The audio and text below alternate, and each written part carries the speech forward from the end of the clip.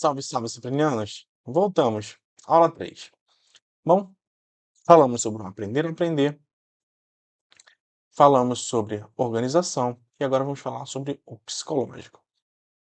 Por que eu deixo isso para aula 3? Porque o psicológico, primeiro você precisa entender como você aprende, organizar o seu estudo, o seu material, e agora você vai aprender a lidar com o psicológico. E a gente vai ver aqui alguns gatilhos que muitas vezes acontecem com a gente. Isso não reflete apenas os estudos, tá?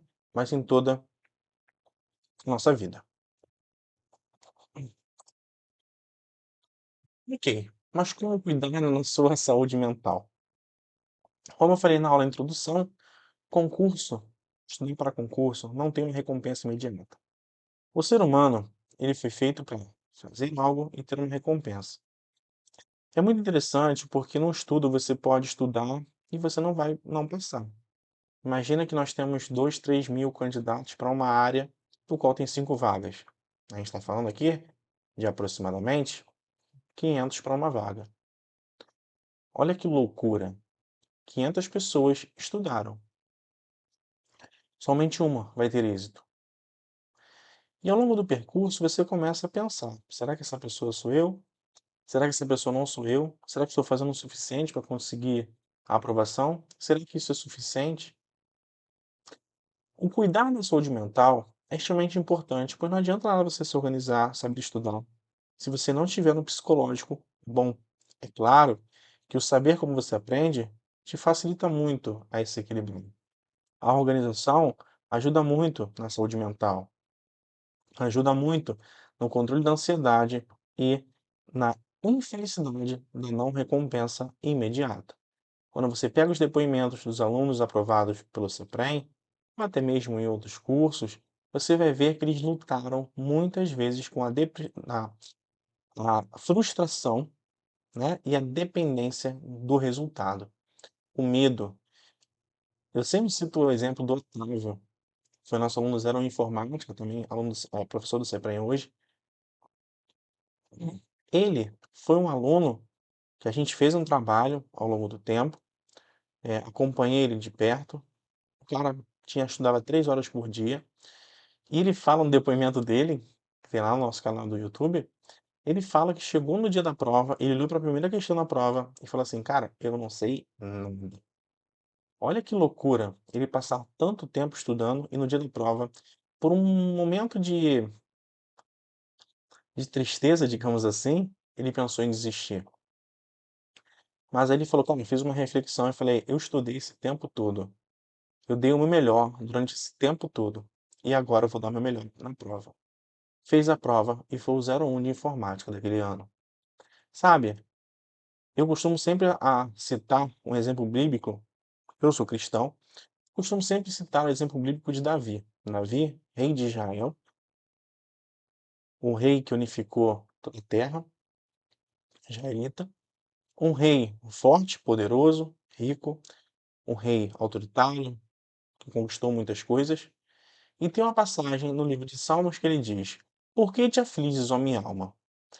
Isso pode parecer uma passagem despretensiosa, mas o próprio rei, Davi, ele faz uma análise com ele mesmo. Por que você está se afligindo? Por quê?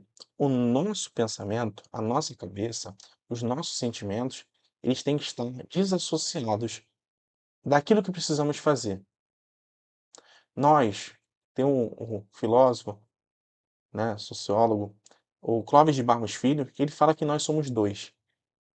O ser humano são dois. Ele cita até um exemplo muito interessante, que ele fala assim: "Olha a ca", com todo o perdão da palavra, quando a gente faz algo de errado, ele fala assim: "Olha a cagada que nós estamos fazendo, que eu estou fazendo". É você olhando para dentro de você mesmo. Olha que interessante isso. Então, cuidar de você, cuidar da sua saúde mental, era para que ao longo do processo, ainda que você venha, hum, sentir medo, sentir angústia, sentir aflição, você saiba que durante todo o período que você estudou, você cumpriu metas, você organizou tudo certinho, você estudou como deveria ter sido estudado. E aí você se perguntar: por que eu estou sentindo medo se eu fiz tudo o que deveria ser feito? Como diz o próprio rei Davi, Por que te afliges, ó minha alma? Se pergunte sempre: por que você está se afligindo? Se você estiver cometendo um erro, pode ser um alerta. Se você não está cometendo um erro, pode ser por uma questão de ansiedade e muitas vezes desnecessária, tá? Como cuidar? Cuidar da saúde mental enquanto enfrentamos o estresse dos estudos é essencial para manter o equilíbrio e a qualidade da vida. Afinal, estudar pode ser desafiador e às vezes até exaustivo. Vamos explorar algumas dicas práticas para cuidar da sua saúde mental durante essa jornada acadêmica. Organize os horários de estudo.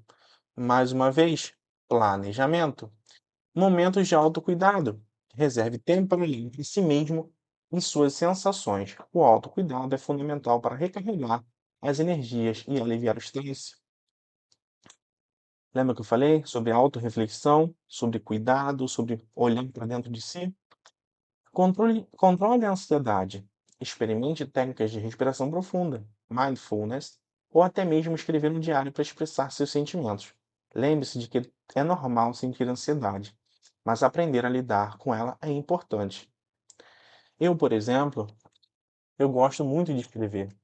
Quando eu falo escrever, não é que eu sou um escritor de livro. Eu gosto de escrever.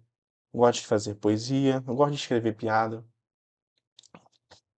Eu, por exemplo, comecei a fazer stand-up. Aí você vai falar assim: "Hugo, você trabalha com uma coisa tão séria, você faz comédia". A nossa mente, ela precisa de uma liberdade. Ela precisa fugir, às vezes, do racional, para que possamos passar no estágio de concentração para um estágio de alívio. A comédia, por exemplo, é desde Aristóteles, Platão, que vão falar a respeito do humor. A comédia, por exemplo, é um alívio de tensão. Quantas vezes nós rimos de algo, porque se algo esse algo muitas vezes é sério, a gente fala que o brasileiro faz piada com tudo, porque a vida dele já é tão difícil que ele acaba fazendo piadas para suavizar a sua dor. E essas técnicas de controle de ansiedade eu utilizei na minha vida, escrevendo, contando fábulas, escrevendo a realidade, foi uma forma que eu controlei para controlar a minha ansiedade e até mesmo um tratamento de depressão que eu fiz. Então, olha que interessante. Lembre-se de que é normal sentir ansiedade, mas aprender a lidar com ela é importante.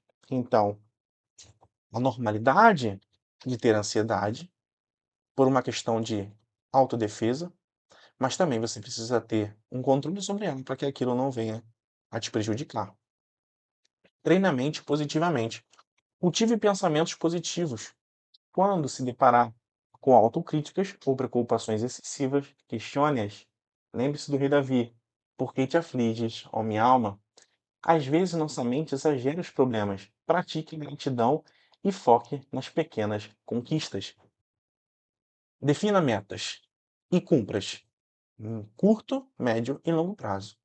Treine sua mente positivamente. Se recompense, tá? Como cuidar? Segunda parte, tenha momentos para relaxar. Já falamos sobre. Durma bem. O sono é crucial para a saúde mental. Descansar bem melhora a concentração e a memória. Tem muita gente que fala assim: ah, vou deixar para dormir e descansar depois que eu passar no concurso. Meu camarada, é difícil. Você já não tem mais seus 15 anos que você virava à noite e no dia seguinte você estava novo. Hoje você tem responsabilidade, hoje você tem um concurso para passar, matéria para poder colocar em dia. Então, se organize e durma bem. Cuide da alimentação. Uma dieta equilibrada influencia diretamente no nosso bem-estar. Hoje em dia dizem que o intestino é o nosso segundo cérebro.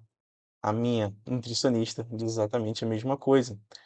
Nosso intestino é o segundo cérebro. Quando nós estamos mal com o nosso intestino, mal com aquilo que comemos, quantas vezes a gente come alguma coisa ruim, a gente pá, fica com vazio o dia inteiro, mal-estar, uma dor de cabeça. Imagina você dar preferência a um salgado oleoso, a um risole, a uma coxinha, e aquilo te fazer mal o resto do dia. Você pode até falar: Hugo, mas isso é uma recompensa para minha ansiedade. Bom, pode até ser, mas se você perder 2 dias com mal-estar, ou até às vezes com uma intoxicação alimentar, isso pode gerar uma ansiedade. Então, cuide da sua alimentação. Se recompense? Sim, mas faça atenção. Construa laços sociais, manter conexões com amigos e familiares é fundamental. Conversar com outras pessoas alivia a pressão e nos faz sentir menos isolados. Vocês que estão numa caminhada de estudo, isso acontece muito com os grupos de WhatsApp. Vocês comunicam entre si, vocês falam a respeito das experiências de vocês. Isso é muito interessante. Quantas vezes eu vejo alunos falando a respeito disso? Às vezes eu me sinto só. Às vezes não tem ninguém para conversar na minha família, às vezes eu não posso nem falar. Tem gente que não pode nem falar que está estudando. E às vezes eu concordo com isso. Então, se cerque de pessoas que têm o mesmo objetivo que você. Crie laços, tá? Isso é muito importante também no grupo de estudos. Viva seus sonhos em cada etapa. Lembre-se de que os estudos são uma jornada, não apenas um destino final. Visualize o futuro que deseja alcançar. Às vezes, você está estudando. Cara, muitos depoimentos que nós temos, alunos que estudavam para as FESEX. Teve um aluno, inclusive, há pouco tempo, a Sabrina, ela estudava para enfermagem. Ela estudou muito tempo as FESEX. Primeiro ano ela foi mais ou menos. O segundo ano ela foi um pouco pior. E no terceiro ela foi pior do que o segundo. Eu virei para ela e falei assim: Sabrina, o que que você acha de você estudar, por exemplo, a residência? Não, de fazer o concurso para outros concursos civis. Às vezes você está tão focada nessa prova, tão ligada aqui, que você acaba, colocando toda a sua expectativa. Faça outras coisas, não estou falando para você desistir de fazer outros concursos, estou falando para você fazer um alívio de tensão e buscar outras provas que você pode alcançar. Ela, no mesmo mês que eu falei isso, abriu a prova para residência de enfermagem na UF. Ela foi a 11ª colocada, fazendo estudando só pelo CEPREM, com material das FESEX. Olha que interessante. Nós também tivemos casos do aluno que estudava para administração no CEPREM. Todo ano ele batia na trave, ficou 3 anos conosco. Ele já estava no nível que ele ensinava para outros alunos. Cara, no ano seguinte já perdeu a idade. No mesmo ano ele fez a prova para a Polícia Federal. Ele foi aprovado no concurso apenas com material do CEPREM.